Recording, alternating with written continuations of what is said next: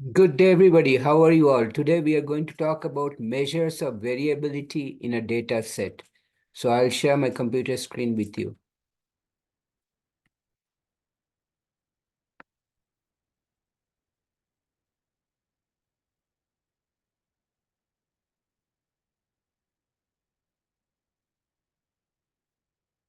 Describing variability in a data set. Reporting a measure of center gives only partial information about a data set. It is also important to describe how much the observations differ from one another. The simplest numerical measure of variability is the range. The range of a dataset is given as range equal to largest value minus the smallest value. But notice in calculation of range, we just take into account two values in the dataset, largest value and the smallest value. We do not take into account all the values in the data set. The first two samples plotted in figure both have a range of 70 minus 20 equal to 50. Okay, 70 is the lowest, 20 is the, 70 is the highest, 20 is the lowest. So 70 minus 20 is the, so range is 50. But there is less variability in the second sample. Okay, second sample, as you can see, less variability. Okay, but both of them, the range is same. Okay, because it is calculated using only the largest and smallest values in the data set, the range is not usually the best measure of variability. The most widely used measures of variability describe the extent to which the sample observations deviate from the sample mean. Subtracting x bar from each observation gives a set of deviations from the mean. Deviation is nothing but what is the difference of each number from the mean or the center of the data. So deviations from the mean, the n deviations from the sample mean are x1 minus x1 bar, minus x bar, then x2 minus x bar, etc., up to xn minus x bar, where x bar is the sample mean, x1, x2, x3, up to xn are n values in the data set. Okay, so these differences are called the deviations of the numbers from the mean. Notice that a deviation will be positive if the corresponding x value is greater than x bar and negative if the x value is less than x bar. Because if you look at the definition, if x1 is greater than x bar, then the deviation will be positive. On the other hand, if x2 is smaller than x bar, then the deviation will be negative. Okay. McDonald's fast food restaurants are now found in, oops.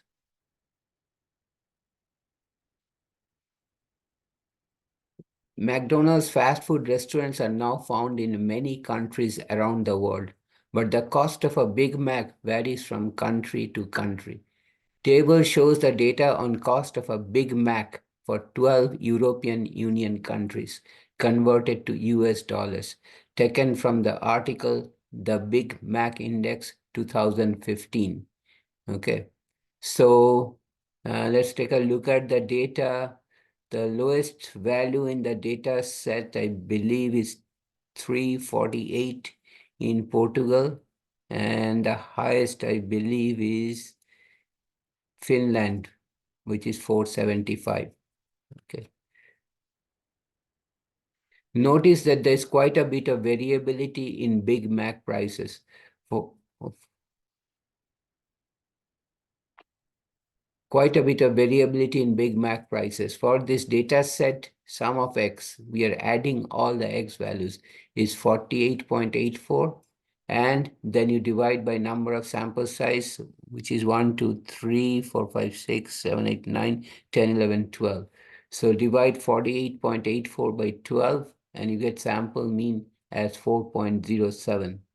And then we will calculate the deviation of each number from the mean. For example, for the first number, it will be 3.93. minus 4.07, because 3.93 is less than 4.07, the deviation will be negative. On the other hand, for the second data point, which is $4.29, the deviation will be 4.29 minus 4.07, which is positive 0.22. Table displays the data along with the corresponding deviations formed by subtracting x bar equal to 4.07 from each observation. 6 of the deviations are positive because 6 of the observations are greater than x bar. The negative deviations correspond to observations that are less than x bar. Some of the deviations are quite large in magnitude, 0.68 and 20.71. I don't know how they got 20.71. I don't know. So some of the deviations are very large. For example, 0.68. I do not see any 20.71. And some of the deviations, they meant to say is quite negative. Minus 0.71 is the highest negative or the lowest value of the deviation. Remember, in negative numbers, the farther away from zero you are on the left of zero, the more negative you are. So minus 0.71 is more negative, most negative, and the most positive is 0.68. I'm talking about the deviation from the mean. Okay. The variance and the standard deviation. So sample variance, the sample variance denoted by S square. It is S, we will come to know a sample standard deviation. So variance is standard deviation squared, is the sum of the squared deviation. So you got the deviation, you squared them and you add them together, then divide by sample size minus 1. That is sample variance S square is given by sum, that is a Greek capital S, sigma means you add all the variance square, sum of variance square, sum of not variance square, sum of deviation square, deviation of each number from the mean, squared them up. Why do we square them? Because negative deviations also became positive when we square them. So sum of the deviations squared divided by n minus 1 gives you the sample variance. And sample standard deviation is the positive square root of the sample variance and is denoted by S. So after finding the variance, we take the square root to get the sample standard deviation. Note that we are dealing with sample characteristic. In case of sample characteristic, it is indicated by Roman alphabets or English actually. So sample standard deviation begins with letter S. So sample standard deviation is small s in English language, and sample variance, which is square of standard deviation, is S square. Okay. A large amount of variability in a sample is indicated by a relatively large value of S square or S. So if the sample variance or sample standard deviation is large, then there's a lot of variability in the data. Whereas a value of S square or S close to 0 indicates a smaller amount of variability. People find the standard deviation to be more natural measure of variability than the variance because the standard deviation is expressed in the same units as the original data values.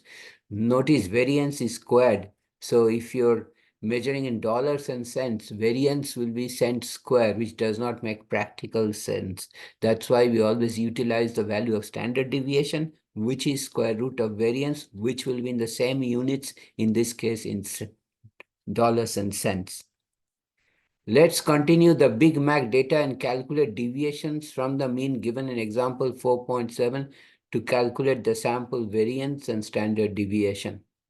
So first I found the variance. Notice the highest negative or the lowest number is minus 0.71 in the deviation column, and the highest deviation is 0.68 also in the deviation column or the second column. Then you square those deviations. Remember, when you square a negative number, it becomes positive too. So all the deviations squared are positive, then you add them together. So sum of deviation squared is 2.0926. Then you divide that by sample size minus 1. So we have 12 data points. 12 minus 1 is 11. Okay. So 2.0926 divided by 11, 0.1902.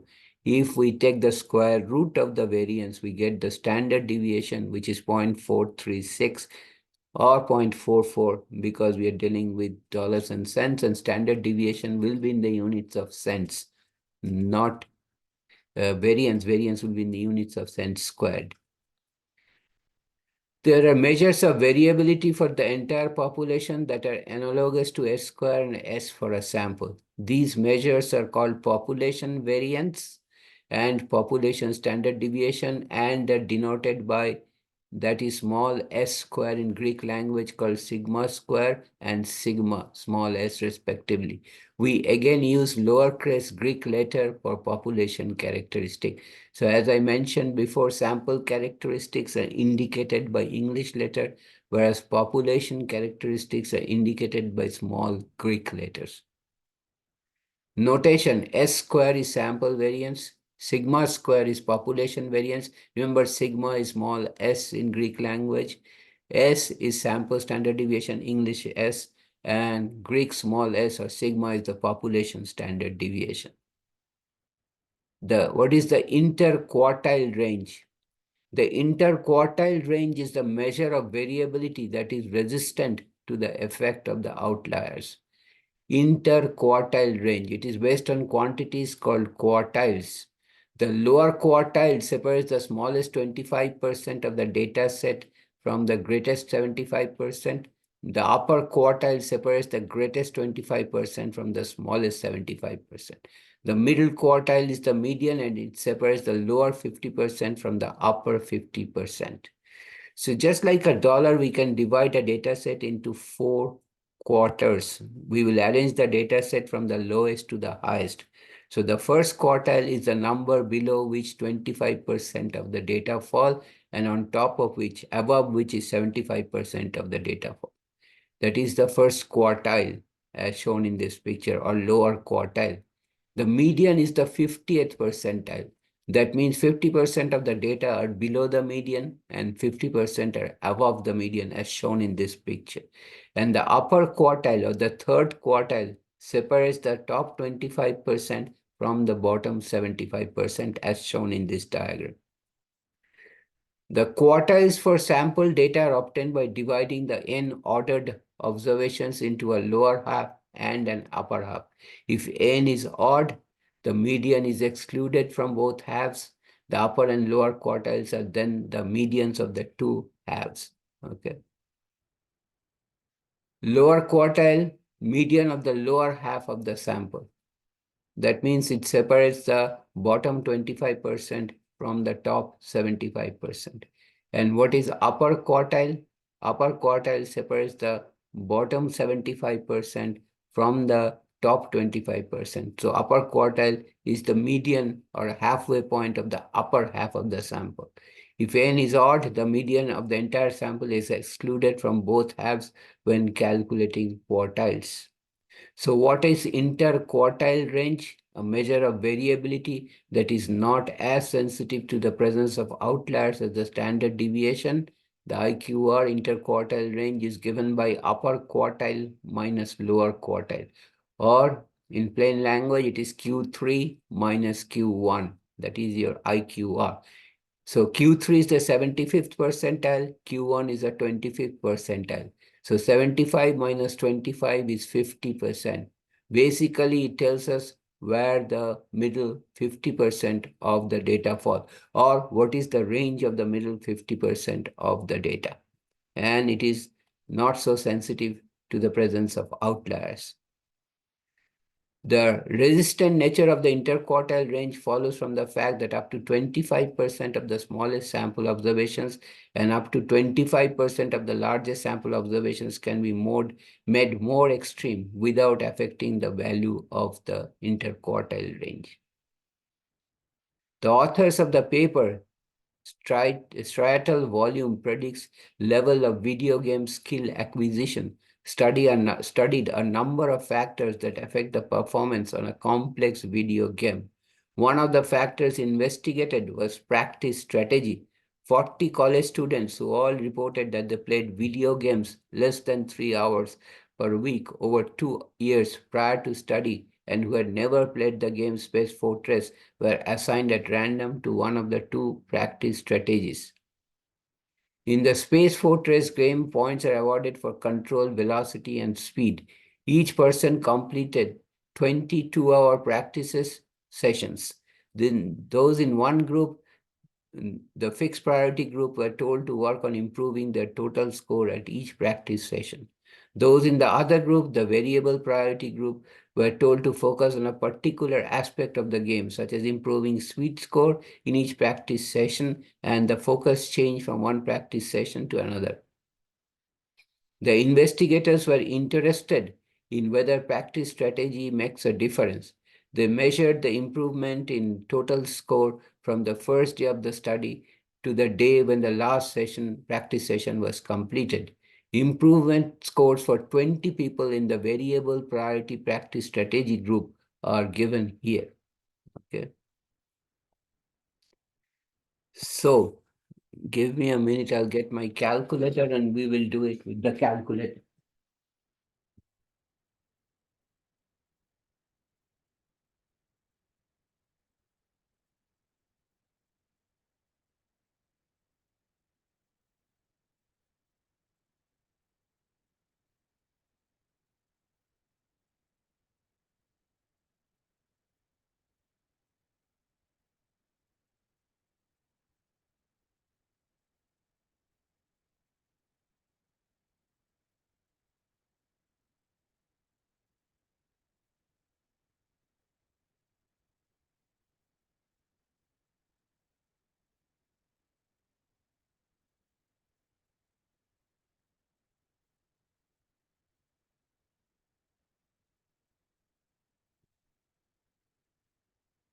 So we will use TI-84 for this calculation. Okay, so first thing is we will put the calculator on and then press the second button on the top left corner. Then we will press the plus button, which is on the bottom right corner on top of the enter button. So second button, then plus, then we'll press number 4. Okay, which will give clear all list on our calculator screen. Okay, and hit enter. Done. So second plus 4 clear all list, hit enter, done. That means we have cleared the memories of the calculator.